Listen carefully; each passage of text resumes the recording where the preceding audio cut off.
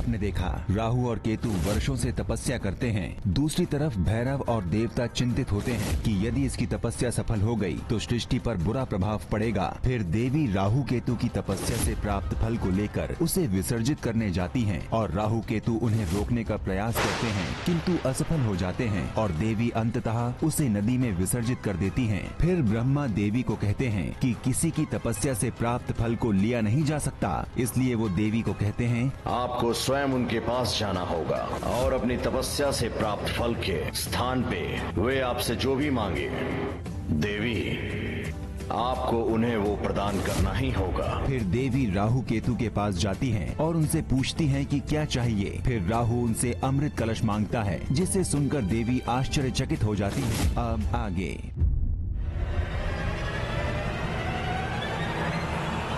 रुक जाइए देवी।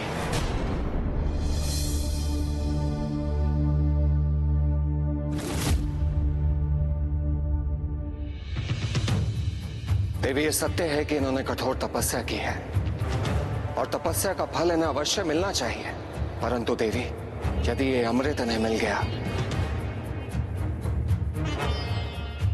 तो ये संसार के लिए हानिकारक सिद्ध हो जाएगा। इसलिए आपसे आग्रह है कि ये अमृत इन्हें मत दीजिए।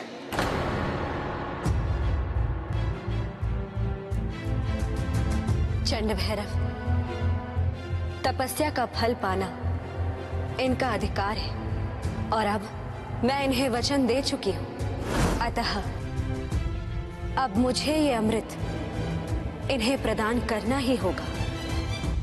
देवी, अब आप और विलंब मत कीजिए, हमें हमारी तपस्या का फल प्रदान कीजिए।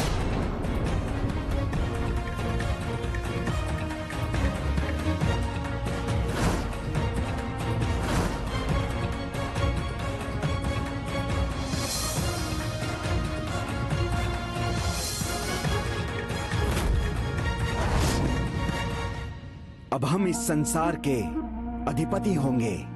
अब हम पुनः पूर्ण हो जाएंगे।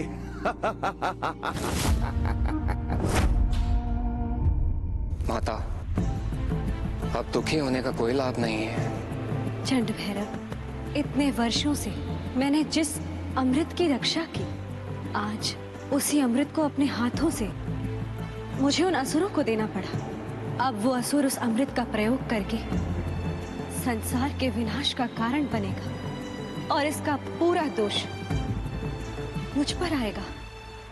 नहीं माता, आपने तो संसार की रक्षा के उद्देश्य से ही उनके तपस्या के फल को गंगा में विसर्जित किया था, परंतु उन्होंने इसी का लाभ उठाकर आपको अमृत देने के लिए बाध्य कर दिया। इसमें आपका कोई दोष नहीं है माता। आप पहले भी संसार का भला चाहती थी और अब भी चाहती हैं। मंतव्य कुछ भी रहा हो भैरव, किंतु सत्य तो यही है कि आज मेरे ही कारण सारा संसार संकट में आ गया है। मैं संसार की रक्षा करने के कर्तव्य में पूर्णतः अक्षम रही हूं। अब मेरा इस संसार में कोई महत्व नहीं। अब मैं अपनी शक्तिपीठ सहित इस जल में सदा सदा के लिए समाहित हो जाऊं। ऐसा मत कीजिए माता। संसार को आपकी और शक्तिपीठ की आवश्यकता है और इस शक्तिपीठ का रक्षक होने के नाते इसके अस्तित्व की रक्षा करना मेरा दायित्व है। आप चिंता मत करिए माता, मैं राहु केतु से वो अमृत की बूंद वापस लाकर ही रहूंगा। किंतु ये कैसे संभव है भैरव? देवी, संसार में कुछ भी असंभव नहीं है, परंतु इस कार्य में आपको मेरी सहायता करनी होगी। अवश्य चंड भैरव, संसार की रक्षा के लिए मैं सदैव प्रस्तुत हूं।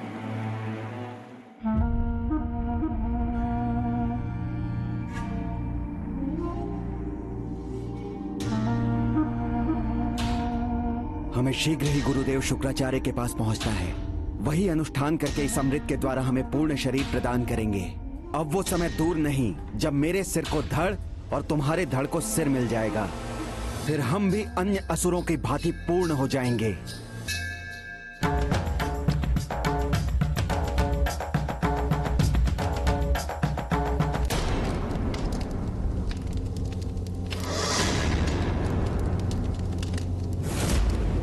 हम बिना व्यवधान के गुरुदेव के पास पहुंच गए।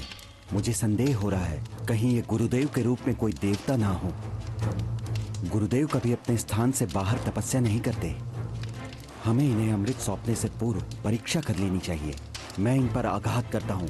यदि ये सचमुच हमारे गुरुदेव शुक्राचार्य हैं तो इन पे इसका कोई प्रभाव नहीं होगा, क्योंकि हमारे गुरुदेव अमर हैं, उनकी कभी मृत्यु नहीं हो सकती।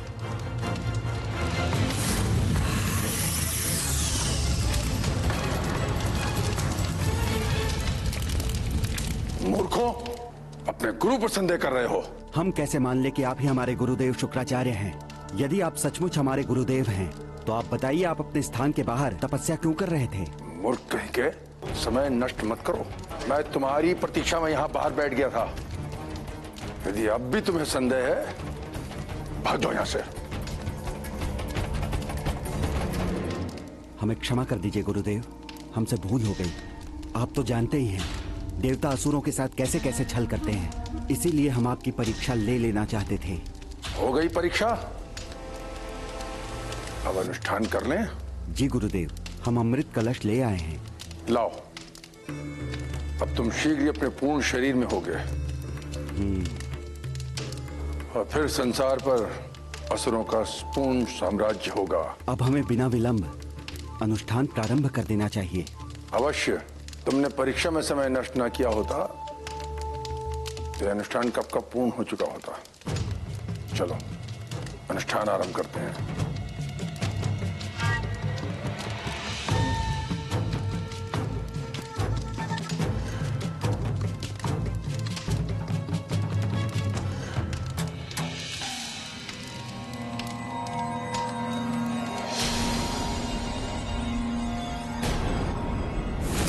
हवन कुंड की अग्नि क्यों बुझ गई?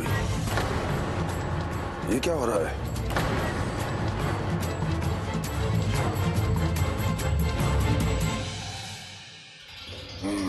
तो ये बात है। इतनी बड़ी बात मैं भूल कैसे गया? वो क्या गुरुदेव? अमृत पाने के उत्साह में यह ध्यान ही नहीं रहा कि तुम्हारा शरीर अधूरा है। हाँ गुरुदेव, इसीलिए तो हम ये अमृत लाए हैं, ताकि इसके द्वारा अनुष्ठान करके हम पुनः पूर्ण हो जाएं। किंतु तुम भूल गए कि खंडित शरीर से आहुति नहीं दी जा सकती। ये कैसे संभव है गुरुदेव? हमने तो हवन करके विनाशक लावे को उत्पन्न किया था, जिसे देवी ने गंगा में विसर्जित कर दिया था। तब भी तो हमने इसी खंडित शरीर से आहुति दी थी। इस सौरस हवन में बहुत अंतर है राहु और केतु। वो हवन विनाश के लिए था और ये निर्माण के लिए है। इसमें खंडित शरीरों से आहुति नहीं दी जा सकती, इसीलिए हवन कुंड की अग्नि आहुति स्वीकार नहीं कर रही।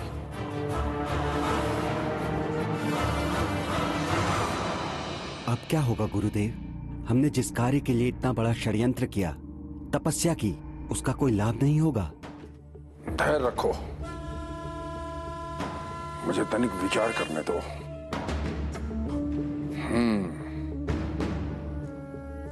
ये बात है। क्या कोई उपाय है गुरुदेव? हाँ, उपाय है। शरीर प्राप्त करने के लिए सृष्टि के कुछ नियम होते हैं और हर किसी को सृष्टि के उन नियमों का पालन करना ही होता है। आप क्या कह रहे हैं गुरुदेव? हमें कुछ समझ में नहीं आ रहा है। आप हमें ये बताइए कि हमें पूर्ण शरीर प्राप्त करने के लिए क्या करना होगा?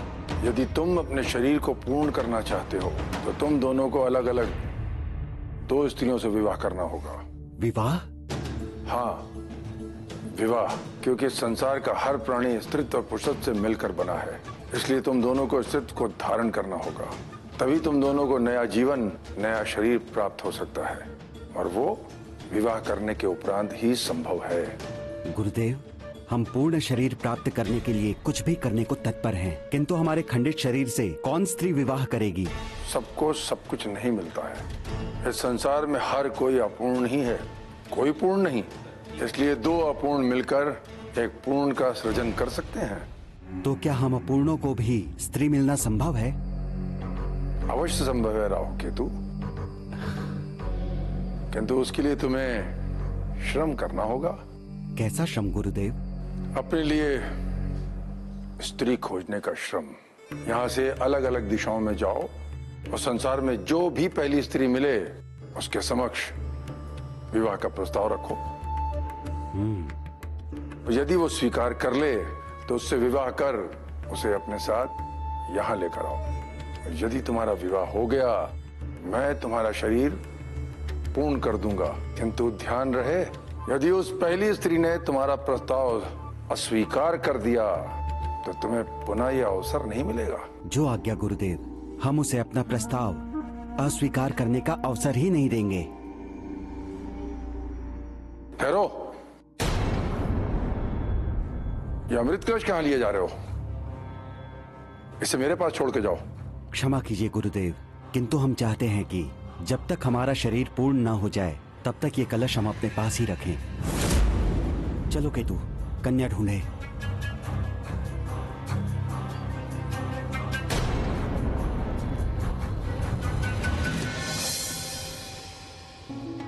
ये इतने मूर्ख नहीं है जितना कि देवता इन्हें समझते हैं। अमृत कलश के लिए अपने गुरु शुक्राचार्य पर भी विश्वास नहीं कर रहे। मुझे अमृत कलश को प्राप्त करने के लिए कोई और उपाय खोजना होगा। ये असुर अवश्य है, किंतु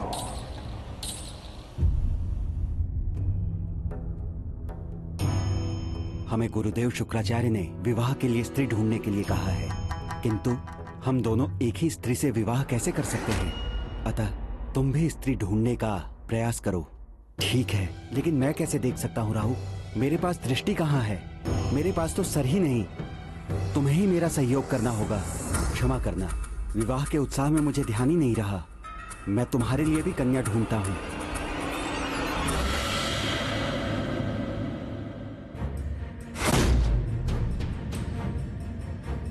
मैंने शुक्राचार्य के रूप में इन्हें विवाह के लिए स्त्री खोजने अलग अलग दिशाओं में जाने को कहा था, किंतु ये मूर्ख तो एक साथ ही निकल पड़े हैं। अब मुझे किसी भी प्रकार से इन्हें अलग अलग करना होगा। यदि ये दोनों साथ रहे तो मेरा मंतव्य पूर्ण नहीं होगा।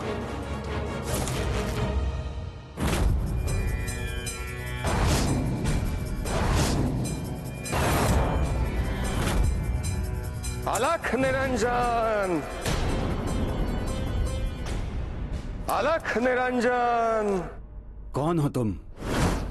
तुम तो यहीं के निवासी लगते हो। बताओ, तुमने कोई आसपास स्त्री देखी है? स्त्री? क्या तुम्हारी कोई संबंधी खो गई है? कोई नहीं है, किंतु हम पाना चाहते हैं। अर्थात? तुम सन्यासी प्रतीत होते हो, इसीलिए समझ नहीं पा रहे। हम दोनों यहाँ अपने विवाह के लिए स्त्री ढूंढने के प्रयोजन से आए हैं। क्या तुम दोनों एक ही स्त्री से विवाह करना चाहते हो?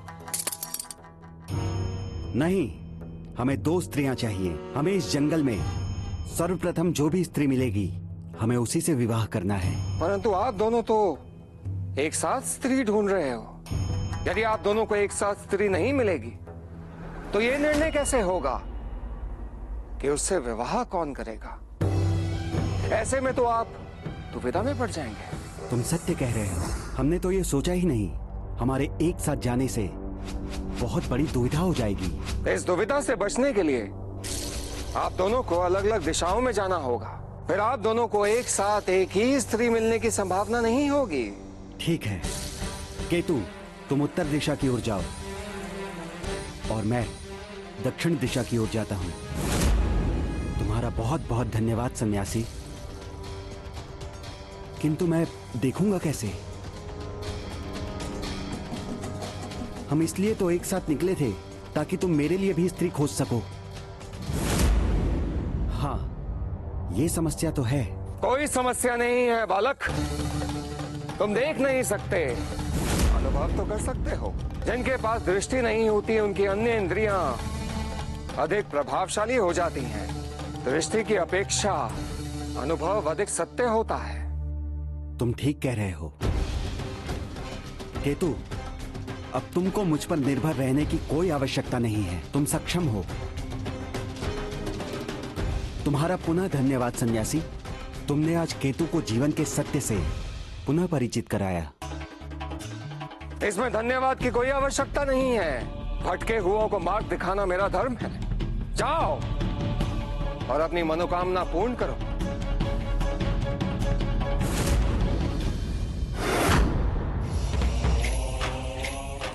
अलख निरंजन।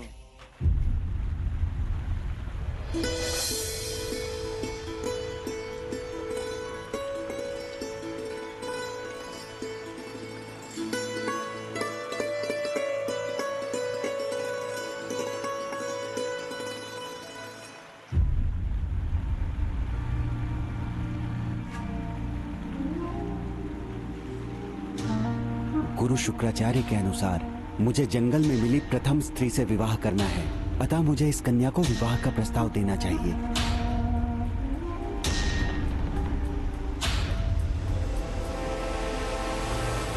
देवी, आप कौन हैं?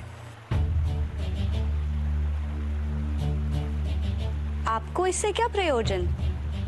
आप कौन हैं? मैं राहु हूं। मेरा सौभाग्य है कि देवी आप मुझे मिली। मैं आपसे विवाह करना चाहता हूँ। आप यूं ही किसी के समक्ष विवाह का प्रस्ताव कैसे रख सकते हैं? और मैं आपसे विवाह क्यों करूंगी? ऐसा क्या है आप में? देवी, मुझ में वो है जो संसार में विरले ही किसी के पास होता है। मैं अमर हूँ, मैंने अमृत पिया है। किंतु आपके पास तो पूरा शरीर तक नहीं है। बिना धड़ के सिर के साथ कोई कैसे विवाह कर सकता है? शरीर में सिर ही सबसे श्रेष्ठ होता है, उसमें मस्तिष्क होता है और मस्तिष्क ही शरीर को संचालित करता है। किंतु केवल मस्तिष्क से तो विवाह नहीं कर सकते ना? बिना धड़ के मस्तिष्क किस काम का? यदि आप मुझसे विवाह कर लेंगी तो धड़ भी प्राप्त हो जाएगा। पहले आप मेरा प्रस्ताव स्वीकार तो कीजिए। विवाह करने से धड़ कैसे प्राप्त हो जाएगा? तुम मुझे मूर्ख समझते हो क्या? नहीं देवी, मैं सत्य कह रहा हूँ। सृष्टि के नियम अनुसार पूर्ण शरीर प्राप्त करने के लिए एक स्त्री और पुरुष का मिलन आवश्यक है। यदि आप मुझसे विवाह कर लेंगी तो मेरे गुरुदेव अनुष्ठान करके मेरा धड़ प्रदान कर देंगे और फिर मैं भी पूर्ण हो जाऊंगा। यदि ऐसा है तो ठीक है, मैं तुमसे विवाह कर लूंगी। किंतु जिस मस्तिष्क की शक्ति की तुम बात कर रहे हो वो तुम्हें सिद्ध करना होगा। अवश्य देवी, मैं मस्तिष्क के बल पर बहुत कुछ कर सकता हूँ। बिना धड़ के भी बहुत बलशाली हूँ। बल का अनुमान वार्तालाप से नहीं होता। उसे सिद्ध करने के लिए तुम्हें परीक्षा देनी होगी। ठीक है देवी, बताइए मुझे क्या करना होगा। ये नदी देख रहे हो राहु?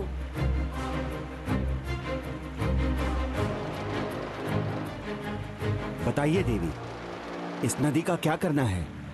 यदि तुम इस नदी के बहते हुए जल को रोक सको तो मैं तुम्हारा बल मानूंगी।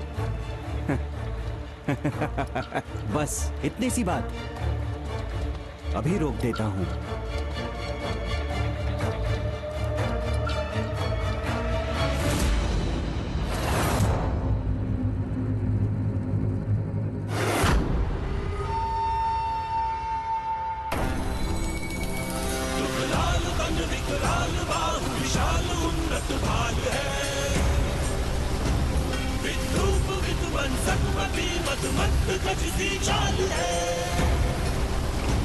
करे अट्टहास विनाशकारी, जो भी लोक में चल चल गगन कंपित हुए, डूबा जगत भय शोक में। निर्भय निरंकुश ये निशाचर कौन है?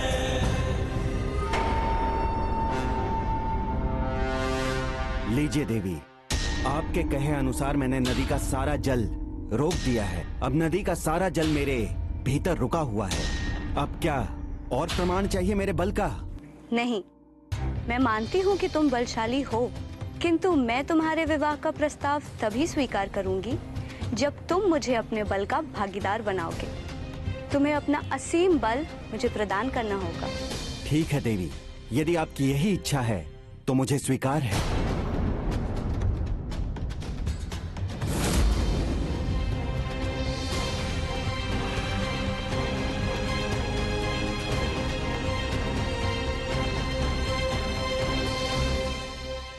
लीजिए देवी, ये मेरा सबसे शक्तिशाली अस्त्र है जिसे मैं आपको प्रदान करता हूं।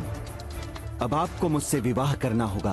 अब कल संध्या काल उत्तर दिशा में पर्वत के पास आ जाइएगा।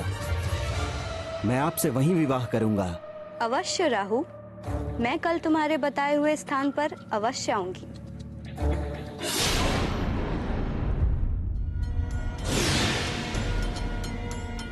गुरुदेव के आदेशानुसार मुझे जो प्रथम स्त्री मिलेगी मैं उसी से विवाह करूंगा।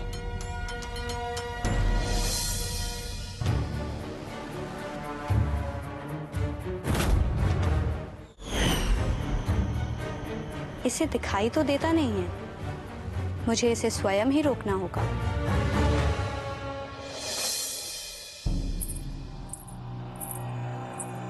आभास होता है कि पास ही कोई है। अवश्य ही ये कोई स्त्री है। मुझे इसके पास जाना चाहिए।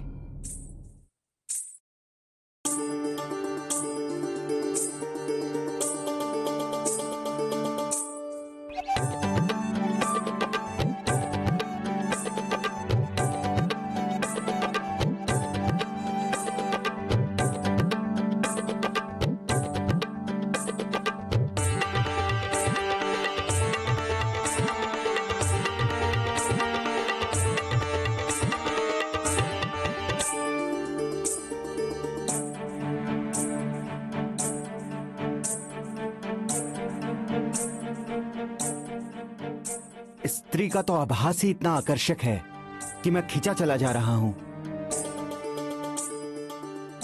गुरुदेव के आदेशानुसार मुझे जो भी पहली स्त्री मिले उसी से विवाह करना है। मुझे उसके सामने विवाह का प्रस्ताव लेकर जाना होगा।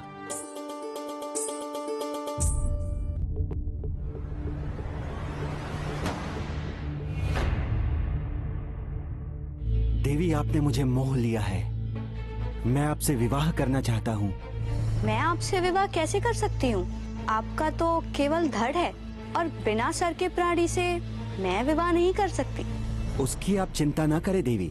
आपसे विवाह करते ही मेरा शरीर पूर्ण हो जाएगा। ये कैसे संभव है? ये वैसे ही संभव है देवी, जैसे बिना सिर के भी मेरा जीवित रहना। मेरे गुरुदेव शुक्राचार्य आपसे विवाह होते ही अपने अनुष्ठान द्वारा मुझे पूर्ण शरीर प्रदान कर देंगे। इसीलिए मैं आपके पास विवाह का प्रस्ताव लेकर आया हूँ।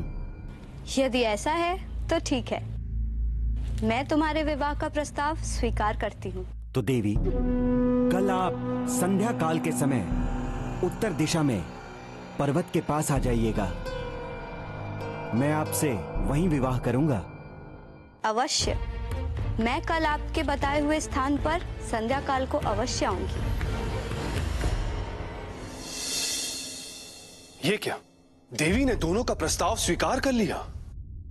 ये कैसे संभव है गुरुदेव?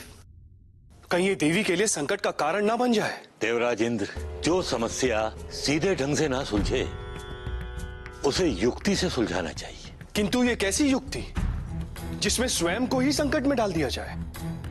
संकट किसके लिए खड़ा होगा ये तो समय ही बताएगा देवराज। अभी तो राहु केतु के साथ देवी और भैरव की लीला देखकर आनंद आ रहा है। हम सब तो धन्य हैं कि माता और भैरव की लीला हमें एक साथ देखने का सौभाग्य प्राप्त हो रहा है। राहु और केतु दोनों ने ही मुझसे विवाह करने का प्रस्ताव दिया है और मैंने दोनों का ही विवाह प्रस्ताव स्वीकार भी कर लिया है। किंतु वो दोनों ये नहीं जानते कि जिन दो स्त्रियों को उन्होंने विवाह का प्रस्ताव दिया है वो एक ही स्त्री है, मेरा ही रूप है, जिनसे उन दोनों ने अमृत कलश लिया था। उत्तम है देवी, परंतु हमें इस बात का ध्यान देना होगा कि उन दोनों की भेंट शुक्राचार्य से ना हो जाए। इससे पूर्व कि ऐसा हो, हमें ये कार्य शीघ्र ही संपन्न करना होगा। आप निश्चिंत रहे चंड भैरव। इस समय शुक्राचार्य अपनी तपस्या में लीन हैं और जब तक वो अपनी तपस्या पूर्ण करेंगे तब तक हम अपना कार्य भी पूर्ण कर चुके होंगे। केतु, मुझे तो वो प्रथम कन्या मिल चुकी है जिससे मेरा विवाह होना है और उसने मेरे विवाह का प्रस्ताव भी स्वीकार कर लिया है। क्या तुम्हें कोई स्त्री मिली? हाँ राहु, मुझे भी वो प्रथम कन्या मिल चुकी है जिससे मुझे विवाह करना है। मेरा प्रस्ताव भी स्वीकार हो गया है। संध्या होते ही वो विवाह के लिए उपस्थित हो जाएगी। केतु, जिस स्त्री से मेरा विवाह होने वाला है वो असीम सौंदर्य से परिपूर्ण है। यदि उसके रूप के दर्शन स्वर्गलोक की अप्सरा भी कर ले तो वो भी लज्जित हो जाए। मुझे विश्वास है जिस कन्या से मेरा विवाह होगा वो भी बहुत सुंदर होगी। केतु, हमारा शरीर पूर्ण होने के साथ साथ हमें पत्नियां भी मिल जाएंगी। अब हमारा जीवन सुख से बीतेगा। अब बस हमें केवल कल संध्या काल तक की प्रतीक्षा करनी पड़ेगी। फिर हमारे पास शरीर और पत्नियां दोनों होंगे। चलो चलकर गुरुदेव को ये शुभ समाचार देते हैं, वो हमारी प्रतीक्षा कर रहे होंगे।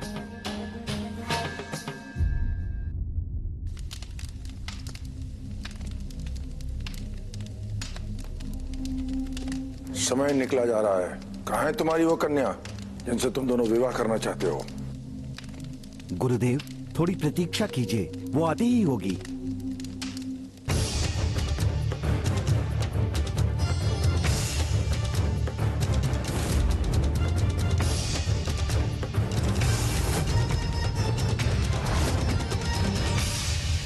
आइए देवी, हम आपकी ही प्रतीक्षा कर रहे थे। तुम इनकी प्रतीक्षा कर रहे थे? ये तुम क्या कह रहे हो राहु? देवी का सौंदर्य देखकर तुम्हारी मति तो भ्रष्ट नहीं हो गई? ये देवी मेरे साथ विवाह के लिए आई हैं। अनर्गल बातें मत करो केतु। इन्होंने मेरा प्रस्ताव स्वीकार किया है और ये मेरे साथ विवाह के लिए आई हैं। मूर्खों, मैंने तुमसे 2 स्त्रियों को लाने के लिए कहा था और तुम एक ही स्त्री के लिए लड़ रहे हो। निश्चय ही तुम दोनों में से किसी एक ने अपने लिए स्त्री खोजने का श्रम नहीं किया। केतु के विषय में मैं नहीं जानता गुरुदेव, किंतु मैंने बड़े श्रम के साथ इन्हें अपने साथ विवाह के लिए मनाया है और उसके लिए मुझे अपने बल की परीक्षा भी देनी पड़ी। तब जाकर इन्होंने मेरे विवाह का प्रस्ताव स्वीकार किया। ऐसा नहीं हो सकता है, इन्होंने मेरा प्रस्ताव स्वीकार किया है। बंद करो अपना ये वाद विवाद। निश्चय ही तुम में से कोई एक असत्य बोल रहा है। सत्य कहो, ये तुम दोनों में से किससे विवाह करने के लिए आई है? गुरुदेव, सत्य और मिथ्या का निर्णय अभी हो जाएगा। देवी, तुम ही बता दो, तुमने किसके विवाह का प्रस्ताव स्वीकार किया है? हाँ देवी, बता दो सत्य क्या है? ये दोनों ही सत्य कह रहे हैं गुरुदेव। इन दोनों ने ही मुझे विवाह का प्रस्ताव दिया था। ये नहीं हो सकता देवी। तुम मेरे साथ विवाह का प्रस्ताव स्वीकार करने के बाद तुम किसी और को विवाह के लिए स्वीकृति कैसे दे सकती हो? देख लीजिए गुरुदेव, मैं झूठ नहीं बोल रहा था। इसका अर्थ ये हुआ कि तुम दोनों ने जिस स्त्री को विवाह का प्रस्ताव दिया था वो 2 नहीं, एक ही थी।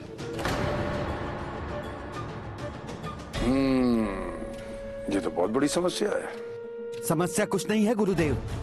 मैंने अपने बल का परिचय देकर अपने विवाह का प्रस्ताव स्वीकार करवाया है। अतः देवी का विवाह तो मुझसे ही होगा। केतु अपने लिए दूसरी स्त्री ढूंढ लेगा। ऐसा नहीं हो सकता राहु, क्योंकि तुम दोनों का विवाह केवल प्रथम स्त्री के साथ ही संभव है। किंतु अब जब तुम दोनों के लिए प्रथम स्त्री एक ही है तो विवाह भी तुम दोनों में से केवल एक का ही हो सकता है। संभवतः जिसका भी विवाह होगा अनुष्ठान के पश्चात पूर्ण शरीर केवल उसे ही प्राप्त होगा। मैं कह चुका हूं गुरुदेव, देवी का विवाह मेरे साथ ही होगा। अर्थात मैं इसी प्रकार बिना सिर के भटकता रहूंगा। मैं ऐसा कदापि नहीं होने दूंगा। अब किसी न किसी को तो बलिदान देना ही होगा, अन्यथा तुम दोनों ही अपूर्ण रह जाओगे। किंतु ये तो अन्याय है गुरुदेव। अन्याय तो है केतु। प्रतीत होता है एक की नियति में अन्याय होना लिखा है। मैं ऐसी नियति को नहीं मानता। मैं अपनी शक्ति से ऐसी नियति को बदल दूंगा। तुम सत्य कह रहे हो केतु। स्त्री उसी के साथ विवाह करती है जिसमें अधिक शक्ति होती है। तुम दोनों को अपनी शक्ति सिद्ध करने के लिए युद्ध करना होगा। और युद्ध में जो भी विजयी होगा मैं उसी का वरण करूंगी। मैं युद्ध के लिए प्रस्तुत हूं देवी। मुझे भी अपनी शक्ति पर पूर्ण विश्वास है। मैं ये चुनौती स्वीकार करता हूं।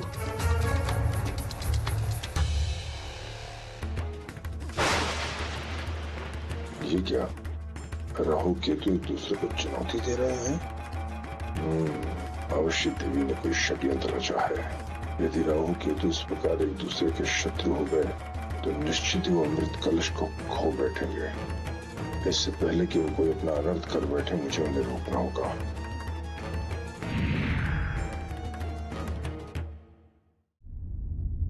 ये क्या, शुक्राचार्य ने अपनी योग शक्ति से सारा सच जान लिया? गुरुदेव, यदि उन्होंने सही समय पर जाकर राहु और केतु को रोक दिया तो देवी और भैरव की लीला तो समाप्त हो जाएगी। अब ये लीला नहीं है वरुण देव, अभी तो एक संकट हो गया है जिससे शक्तिपीठ को क्षति भी पहुंच सकती है। अब हम यहाँ और बैठकर आनंद नहीं ले सकते। अब समय आ गया है कि हमें वहां जाकर भैरव और माता का सहयोग करना चाहिए। तो निर्णय हो जाए। निर्णय तो पहले हो ही चुका है केतु। उत्तम है कि तुम युद्ध करने का विचार छोड़ दो। मेरे पास सिर है जिसमें मस्तिष्क रहता है। मस्तिष्क का अर्थ बुद्धि। युद्ध में केवल बल की नहीं, बुद्धि की भी आवश्यकता पड़ती है। अतः तुम अपनी पराजय मान लो और मुझे पूर्ण हो जाने दो। राहु, मैं तो सोचा था कि तुम मेरा भला चाहते हो, किंतु तुम मेरे सबसे बड़े शत्रु हो। आज मैं तुम्हारा नाश कर दूंगा।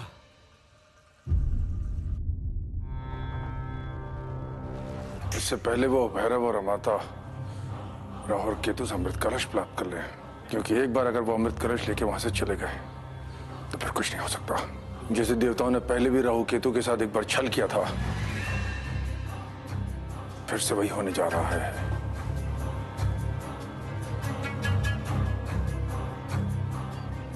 गुरुदेव, हमारी रक्षा करो गुरुदेव। ये तो असुरों के स्वर है, इन्हें क्या हुआ? तो निर्णय हो जाए, किसका नाश होगा और कौन जीवित रहेगा। अवश्य राहु, लाओ ये अमृत कलश मुझे दे दो। केतु,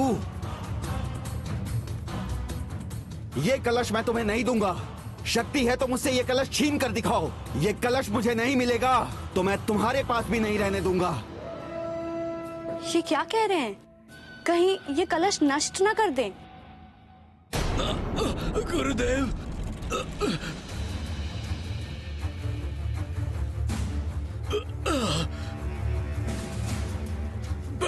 प्रणाम गुरुदेव। ये सब कैसे हुआ? किसने की तुम्हारी ये गति? आप आ गए गुरुदेव, हम आप ही को पुकार रहे थे। हमारी रक्षा कीजिए। परंतु ये हुआ कैसे? गुरुदेव, हम उस विष्णु के मंदिर को खंडित करने गए थे, पर उसी ने अपनी मायावी शक्ति से हमारा ये हाल कर दिया गुरुदेव। अब मैं क्या करूं? राहु केतु के पास जाऊं या इनका जीवन बचाऊं? मुझे पहले इनका जीवन बचाना होगा। असुरों का गुरु होने के नाते यही मेरा धर्म है। चिंता ना करो, मैं पुनः सब ठीक कर दूंगा अपनी संजीवनी विद्या से।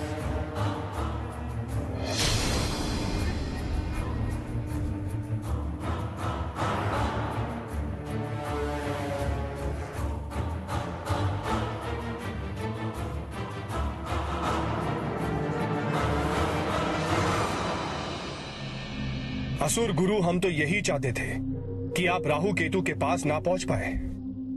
तुम दोनों अपने युद्ध में अमृत कलश को नष्ट मत कर देना। इसलिए अच्छा होगा कि वो अमृत कलश देवी को दे दो। जो भी युद्ध में जीतेगा उसी का विवाह देवी से होगा। आप ठीक कह रहे हैं गुरुदेव। देवी, ये लीजिए, ये अमृत कलश है। जब तक युद्ध का निर्णय नहीं होता आप इसकी सुरक्षा कीजिए। जो युद्ध में विजयी होगा वही इसका अधिकारी होगा।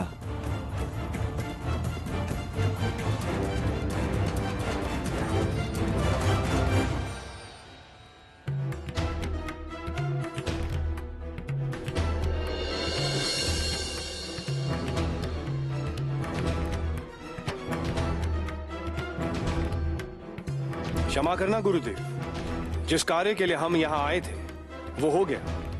अमृत कलश माता को मिल गया। अब हम जाते हैं।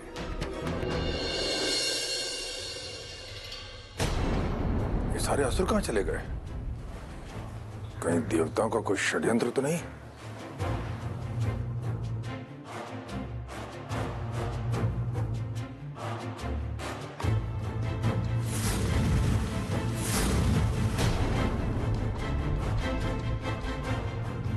देवताओं, एक बार फिर तुम सबने मेरे साथ छल किया। तुमसे तो मैं बाद में निपटूंगा। पहले मुझे राहु केतु के पास पहुंचना है, इससे पहले कि वो कहीं अपना कोई अनिष्ट ना कर लें।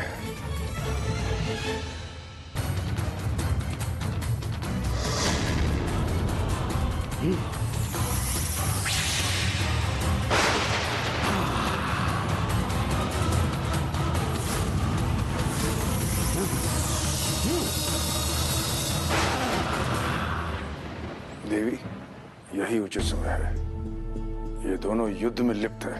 हमें यहां से अब प्रस्थान करना चाहिए।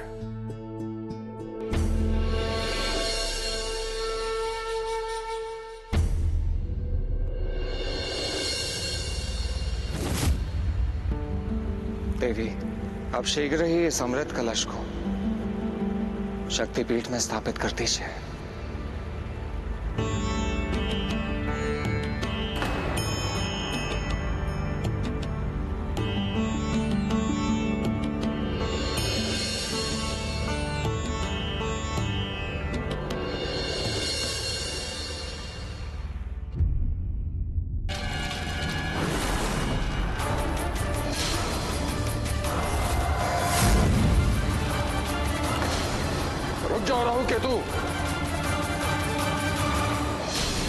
गुरुदेव, पहले आपने ही तो हमें युद्ध करने के लिए कहा था और अब आप ही हमें युद्ध करने से रोक रहे हैं। मूर्खों, मैं कितने समय से तुम दोनों के अधूरे शरीर को पूर्ण करने के लिए अनुष्ठान कर रहा था। तो फिर वो कौन था जिसने हमें युद्ध करने के लिए विवश किया? निश्चय वो भैरव होगा।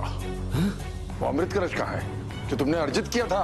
वो अमृत कलश। वो कलश तो हमने उस स्त्री को दिया था जो हमसे विवाह करने आई थी। वो स्त्री नहीं, स्वयं देवी थी। उसे अमृत कलश वापस ले गई। फिर छल हुआ तुम दोनों के साथ। निश्चय ही वो देवी अपने शक्ति पीठ पर गई होगी। जाओ और जाकर उस देवी से अमृत कलश पुनः प्राप्त करो। जो आज्ञा गुरुदेव। मूर्ख। देवी,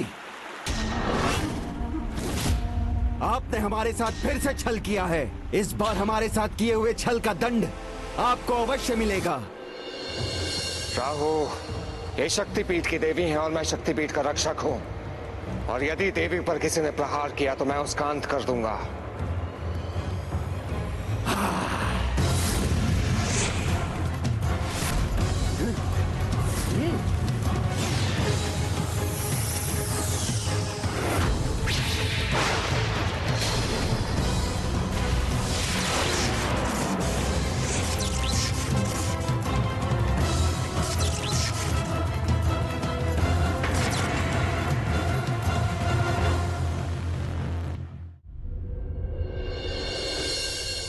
प्रणाम ब्रह्मदेव।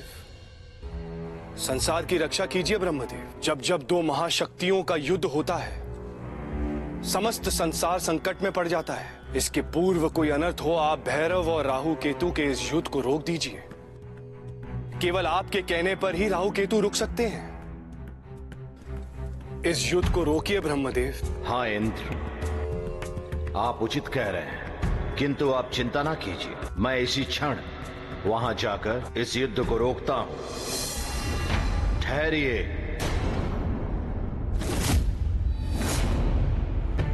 आप व्यर्थ ही युद्ध कर रहे हैं। यह युद्ध ना तो इस संसार के हित में है और ना ही किसी प्राणी विशेष के हित में। अतः आप इस युद्ध को इसी क्षण रोक दीजिए। किंतु ब्रह्मदेव, हमारे साथ पुनः छल हुआ है। हमें हमारी तपस्या का फल नहीं मिला है।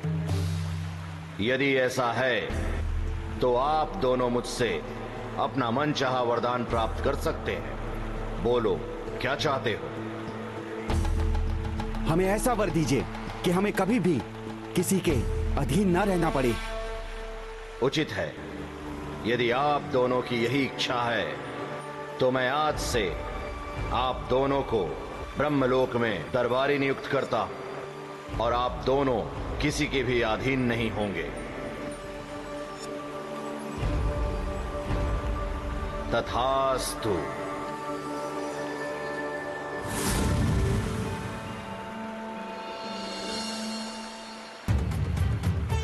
राहु केतु ने अधर्म के भाव से तपस्या करके तपस्या के महत्व को खंडित किया है।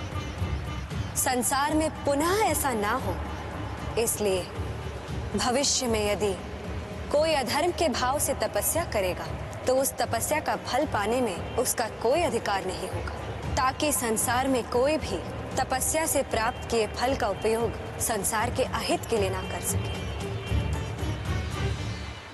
चंड भैरव, आपने अपने बल एवं साहस से इस शक्तिपीठ की रक्षा की है, अतः आज से मैं आपको इस शक्तिपीठ का रक्षक घोषित करती हूँ। किंतु मेरा ये शक्तिपीठ संसार में किसी को दिखाई नहीं देगा, सदैव के लिए जल के भीतर ही समाहित रहेगा। 12 वर्षों में केवल एक बार ही ऊपर आएगा। इसमें स्थित जो अमृत की बूंद है वो इस जल को अमृत की भांति बना देगी, और जो कोई भी पूर्णिमा के दिन यहाँ आकर स्नान करेगा उसके समस्त पापों का नाश होगा, और उस पाप नाशक पर्व को महाकुंभ के नाम से जाना जाएगा।